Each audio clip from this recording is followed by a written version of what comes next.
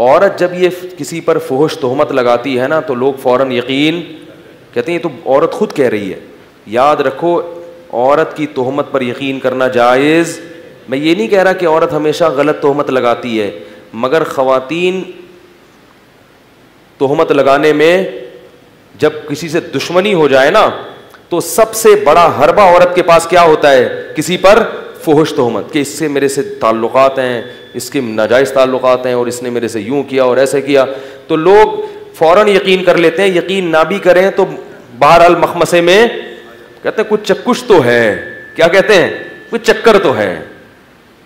इसी वजह से कुरान ने जहां औरतों की बैत का तज़किरा किया वहां यह भी कहा कि नबी से कि जब भी औरतों को बैत करो तो इनसे इस पर हल्फ लो कि हम किसी पर बुरी तोहमत, बोलो भाई, नहीं लगाएंगे।